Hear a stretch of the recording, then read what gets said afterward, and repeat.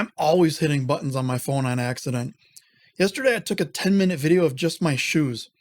It was pretty good footage.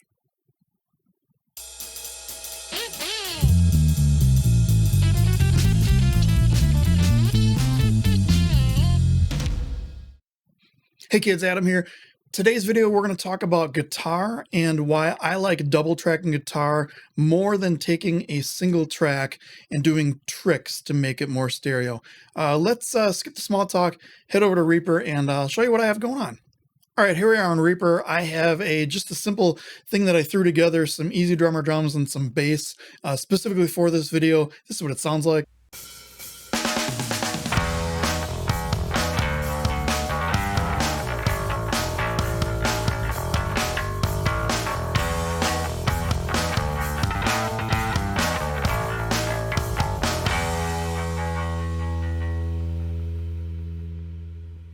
It's a pretty simple, straightforward little riffy thing that could maybe be a song and maybe not, maybe be a little commercially thing. So yeah, as you guys know who've watched my channel, I'm a bass player. I am not a guitarist. I don't claim to be. There's too many strings to figure out. They're all too close together. There's too many notes, and that's not me. But let's see if I can record some guitar into this so we can play it, use it in this video.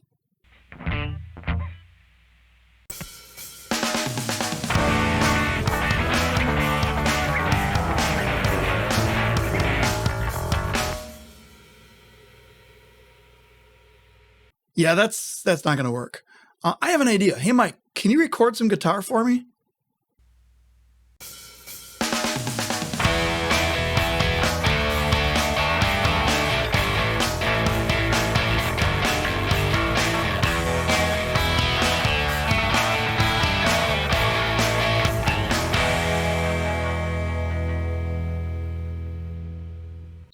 Awesome, Mike. Thank you very much. If you guys haven't seen Mike's channel, I'll put a card to it right here. It's Let's Talk About Reaper. He has all sorts of great content, and I believe he just hit 3,000 subscribers. So, golf clap for Mike.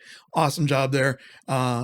If you're not, by the way, if you're watching this and haven't subscribed, I'd like 3,000 subscribers. That'd be pretty cool too. Hit the little button doohickey and bell and all that kind of crap. Anyway, what we have here, I brought the track in, I put it in a guitars folder. I put the Scheps 73 on the guitar folder channel because I like the way this sounds on guitar. I've used it in a lot of different videos. I just put 2 dB of the high band at 12K, and then this 1.6K band I've talked a lot about. It's great for guitar. I put a 3 dB boost on there, and then just a high pass filter at 80 Hertz.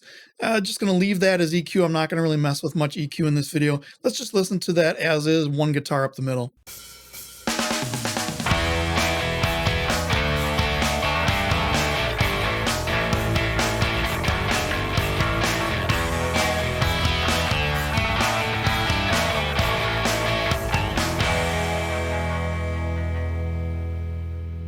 It sounds pretty good, but it's centered. It's not a very interesting piece. There's no width to it. There's really nothing to make it speak.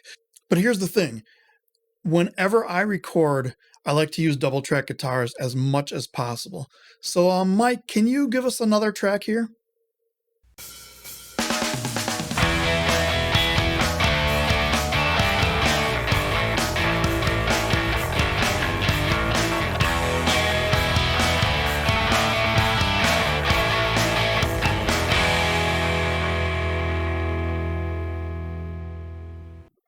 Okay, that was a bit creepy, but it is Halloween season, so I'll give it a pass this time.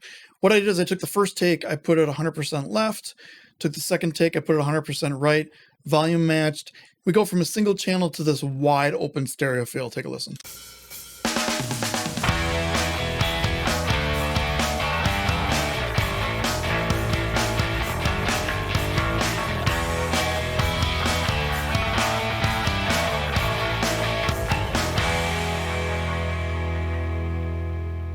Some great playing. Thanks a lot, Mike. So what if you only have one track? Let's say you are recording your band and your guitarist broke both of his arms. Insert joke here. Anyway, let's say you're mixing a client's music and they only provide one guitar track. There's no way to get a second one. Now, when I see this question posted in the Facebook groups and Reddit and things like that, I'm always seeing the same number of things. One, use a doubler plugin. There's plenty of them out there, and you can just, that'll fix it and that'll sound great. That's what they're made for. Or two, use a nudge feature, double the track and move it over just a little bit. So let's take a look at both of those. The first one, there's a plugin called Doubler 2 that I own from Waves. And there is a preset under the Andrew Thornton section here called Stereo Guitar Please. So let's please hear stereo guitar.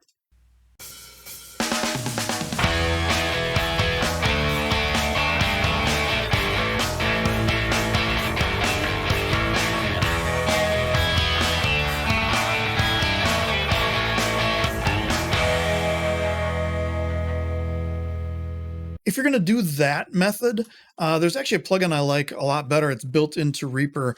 It's the JS MDA Pseudo-Stereo plugin. So if we bring that up, it's a very, very simple. There's 4 knobs. I almost never touch the bottom 2. I find that it doesn't really add too much gain, so I don't have to worry about the output, and I always want it stereo, so I don't want to balance either way. I take this top thing and I put it all the way up to 100, and now we have a stereo guitar that sounds like this.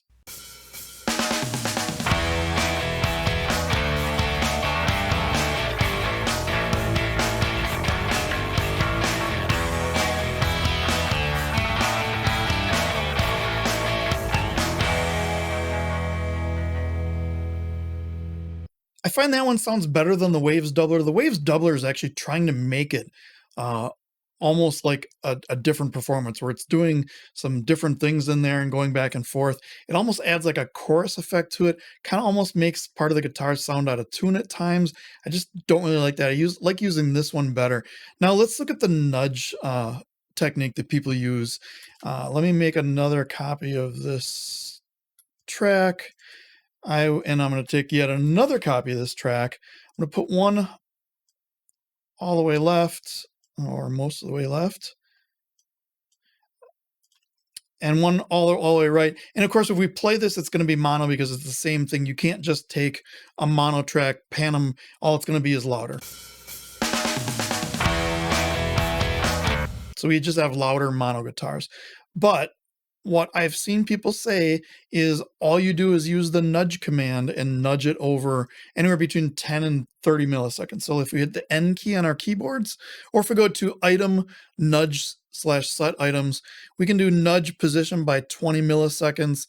I'm on the left channel. I'm going to nudge it right. And there it goes. I don't know if you saw that, but it was very, very minute. And here's what we have now that we've nudged this thing.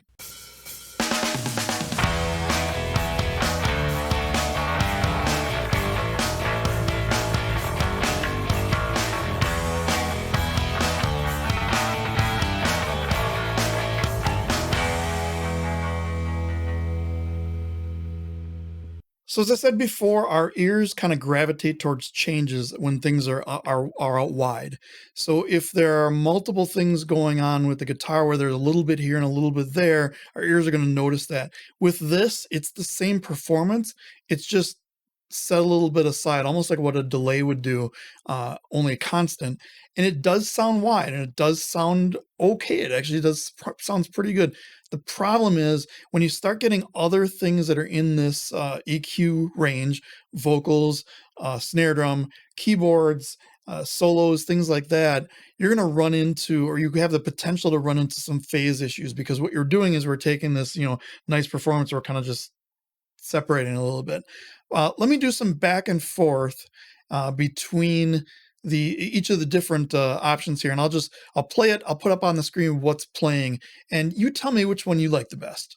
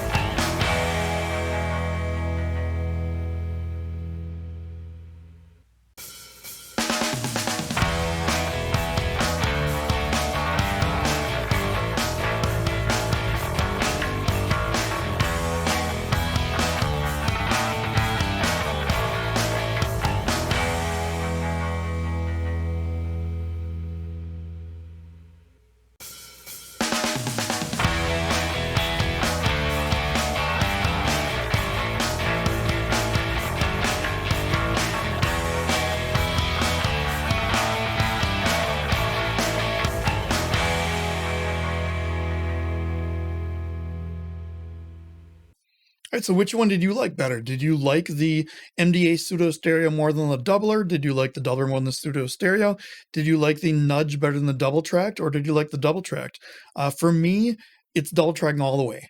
I'm going to every time we record a song with my band, I make the guitar double everything he can except for like solos. Solos are really hard to get doubled because can't really get the same exact performance. And then when you get especially a lot of faster notes, you just kind of get a wash on things. But little leads here and there, little all the rhythmic things, I like to double a lot of those. And the worst case is if I don't want to use a double, and there's some like funk things, you know, kind of chicken picking things, where I like to have 2 tracks, but if I don't use one, I'll just get rid of it. But if I only had 1 and I wanted to use 2, I couldn't do it. I have to use one of these kinda crutches here. I know metal guys, you know, you guys are doing a double track all day long, if not 4 tracks, and, I know, like, bands like Metallica have gone kinda crazy in the past, and, I think Injustice for Album, there were, like, 7 or 8 guitar tracks in the background, and, Black Album had a lot with different octaves and all sorts of different stuff, but, let me know what you think. Let me know what you think in the comments. Which method do you like best? Has this talked to you and convinced you into double tracking your guitars if you haven't been? Do you like the soulless mono single guitar just right up the middle? Let me know. I'd like to hear from you. Until next time, leave me a comment, hit like, hit subscribe. I'd love to see more of you guys subscribe, hit a little bell thingy. And until the next video, have an amazing week.